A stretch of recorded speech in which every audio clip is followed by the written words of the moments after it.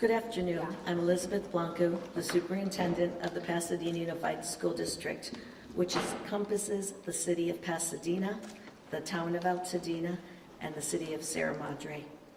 I'm here today with my board president, Jennifer Hawley, in the audience. I'm honored to be here today for the strong partnership that will serve our students and community after the most devastating event in the history of our school district. On behalf of our principal, Ms. Brambilla, who could not be here today, it is my pleasure to welcome you to the wonderful Willard Elementary School, an international baccalaureate school, where the staff and community treat each other as extended family. Today is day 16 since the devastating Eden Fire began. And today we were able to welcome back 3,400 students in the first phase of our reopening since the schools closed because of this fire.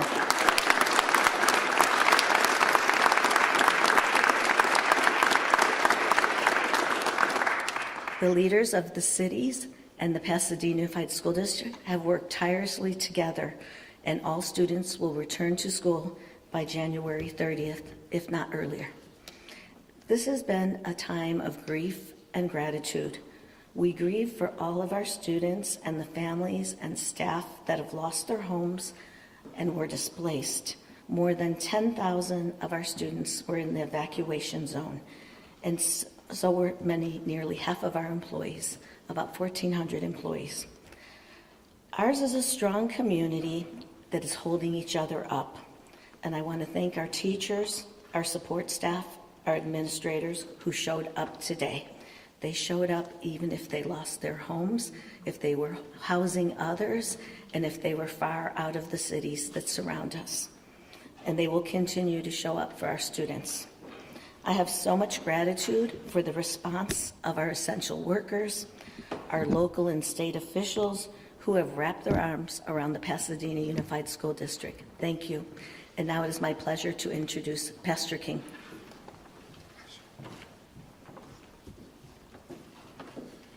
There's a blessing in this house for you. There's a blessing in this house for you.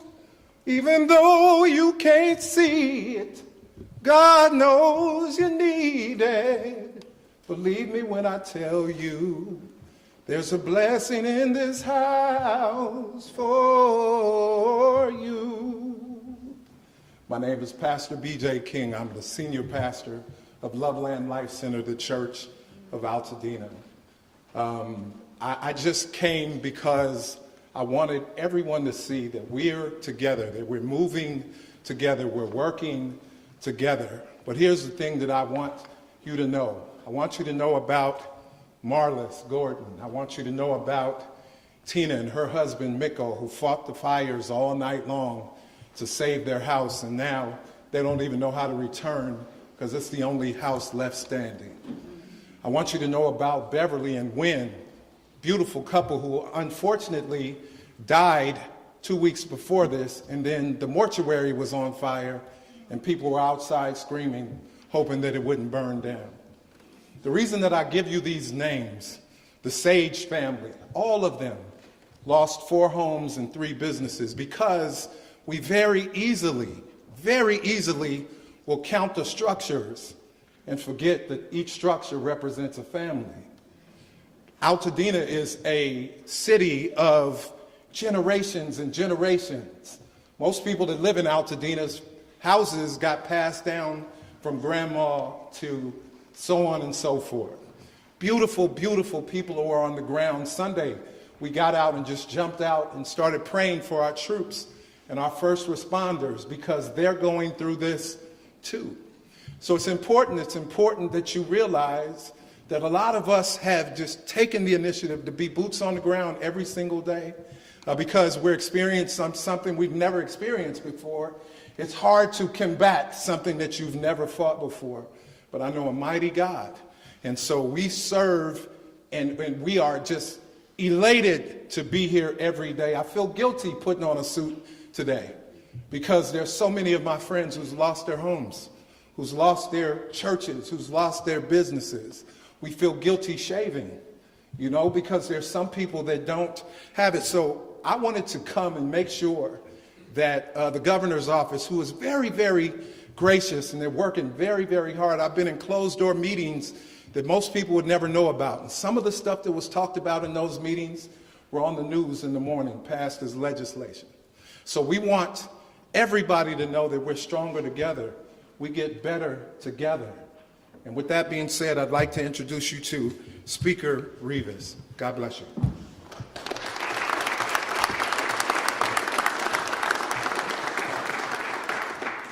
Thank you, Pastor, for those words and to help put things into perspective for all of us. You know, last week, my colleagues and I, John Harbedian, who represents this region, who's here, you know, we made a commitment to act quickly, to act urgently, to help those affected by these catastrophic wildfires. And now we're here this afternoon. We're delivering on that commitment. Urgent action. $2.5 billion to help the people of LA immediately. This critical funding will expedite the cleanup of devastated neighborhoods like nearby Altadena, where so many of our communities of color have been, they're displaced. In Palisades, thousands of people have lost their homes, lost their livelihoods. And this funding also accelerates planning to rebuild LA schools, and speeds up inspections and permitting to help rebuild homes. I want to thank our governor for his leadership. I want to thank the Pro Tem, Mike McGuire, all of our colleagues in the legislature, our fellow lawmakers, especially from Los Angeles, for moving quickly to get things done for LA. You know, last week we spent time here on the front lines in fire-wrecked areas. And there are no words to describe the devastation and the loss. We are grateful to all the firefighters, emergency responders who put their lives on the line. I'm also inspired and absolutely moved by the response from Angelenos. So many people across our state, people who have opened up their homes, who have volunteered and continue to volunteer, who have come together to help.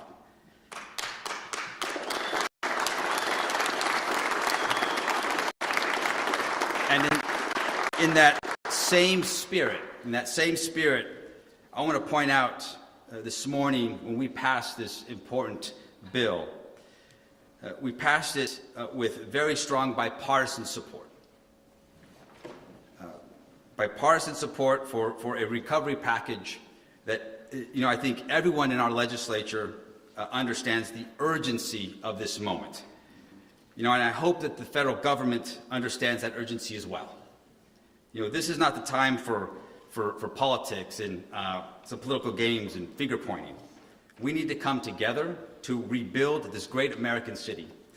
And I urge President Trump to provide federal dollars quickly, without conditions. This funding is an important first step for LA. I know that we will be here. We will keep working. We will keep listening to the people of Los Angeles to make sure that they have what they need to recover and rebuild.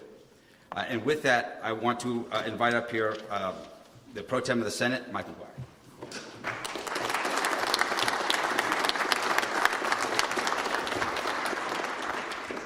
Thank you so much, Speaker Rivas. And I want to take a moment to be able to acknowledge Speaker Rivas for his leadership in this absolutely critical time, and to all the Assembly members who are here today.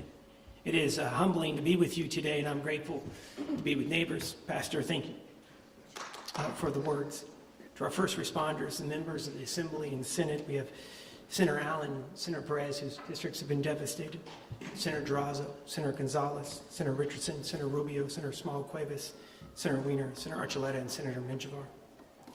And of course, to our governor, who has been delivering 24/7 from the very first night of this fire. And we owe him a debt of gratitude.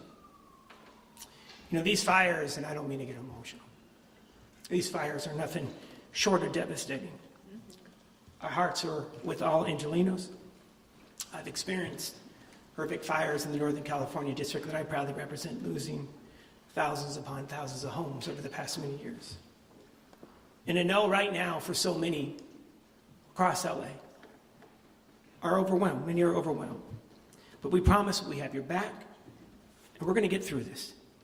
You know, tens of thousands of LA residents, our friends and families, need our help. Need our help to better rebuild the homes that they love, rebuild the businesses that their families own at times for generations. They need our help right now to be able to rebuild their lives. But what we don't need, partisanship and political BS. And that's why we have moved with urgency today. We put aside our political differences in the chambers. We are laser focused, no matter if you're Republican or Democrat, laser focused on delivering the financial resources, the boots on the ground, the policy relief needed to be able to get neighborhoods cleaned up and communities rebuilt. We fast-tracked this $2.5 billion that was approved, and it should be considered a down payment, which will help kickstart the community cleanup and get neighborhoods rebuilt. No red tape, no politics, no delays. But I can't stress this enough. I have been meeting with the Speaker and the Governor over the past several weeks. We will most likely be back in front of the legislature in the weeks to come on additional supplemental relief. And these dollars, we firmly believe, are going to be reimbursed by the federal government.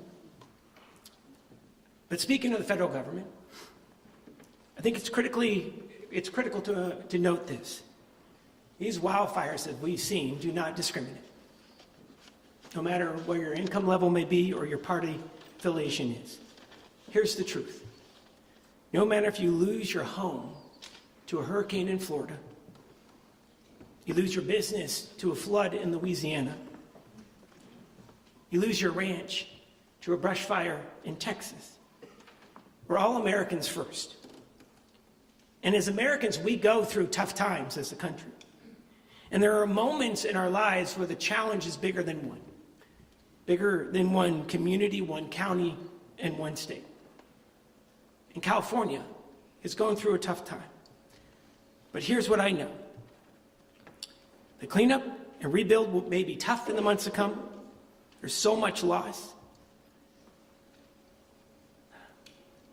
But survivors are strong. People are resilient.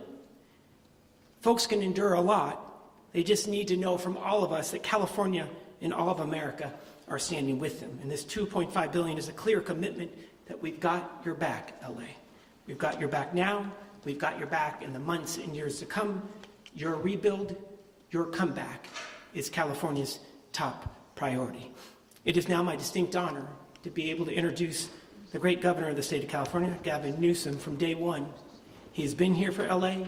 He is delivering for LA. He's determined to rebuild LA. No expense has been spared. No need has gone unmet. Time and time again, our governor has shown what leadership looks like in the face of unrelenting disasters. For the past 6 years, he has been active, engaged, and delivered in every corner of the Golden State. We are grateful for you, Governor Gavin Newsom. Thank you. Thank you, Mr. President.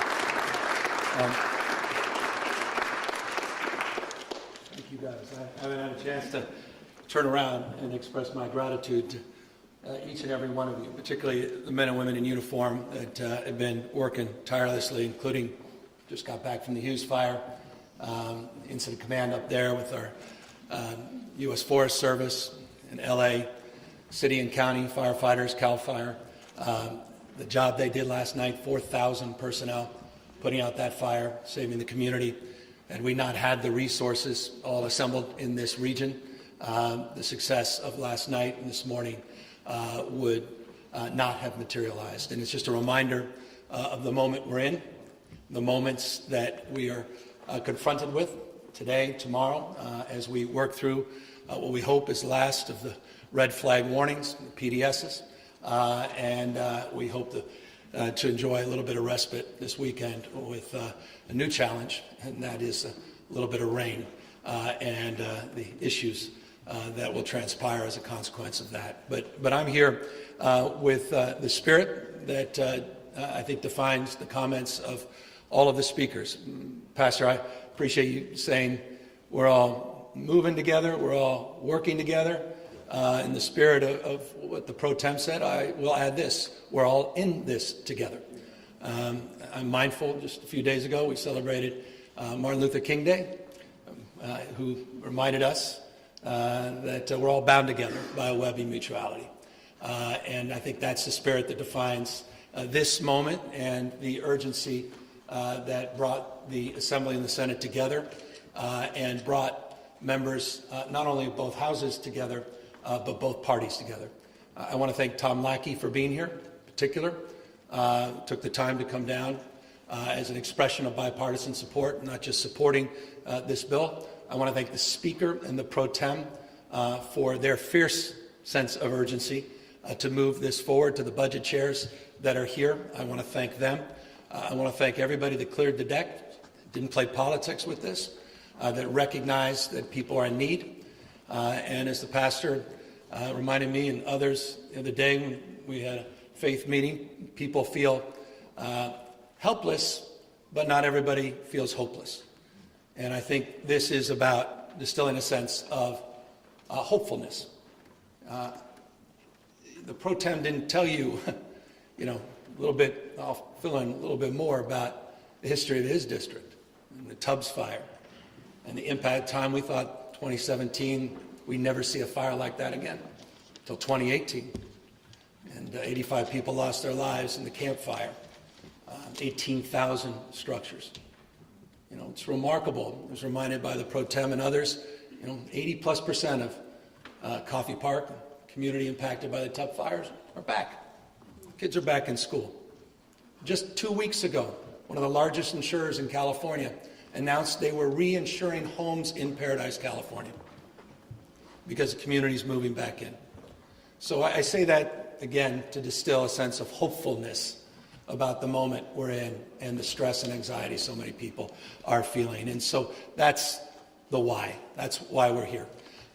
This money will be made available immediately, $2.5 billion, as was said by the Speaker, for ongoing operations, and disaster recovery, debris removal, work on logistics, and traffic management, address all the myriad of issues that we're facing in real time. But we want to get these dollars out in real time, so there's no anxiety and stress associated with that. We'll be talking a lot more in the upcoming days about next level philanthropic efforts. We'll continue to do more to raise the bar of expectation and excellence as it relates to the work that FEMA and the SBA are doing, the work that our state and local partners are doing at the DRCs, and continue to be mindful in closing that we need to fill the gaps, but also the gaps of understanding. Altadena is a very different community than the Palisades. Altadena is a special community in every way. Every community is special, but few communities like Altadena. Pastor talked about generational realities, generational wealth, memories, moments, heirlooms passed on for generations, and a community that just wants to know we have their back, not just today, but that we're going to be back when all of you are gone, the cameras are gone, and over the course of the next months and years, and make sure they come back, that this community is not displaced, that people don't come in and take advantage of a crisis. And so I want to just express a deep understanding and appreciation, a recognition of that, and a deep recognition of our responsibility to provide for this community in a unique and culturally competent way. With that, I'm honored, thank you, to sign these two bills appropriating $2.5 billion effective immediately to the communities impacted by these wildfires. Thank you all very much for all your hard work.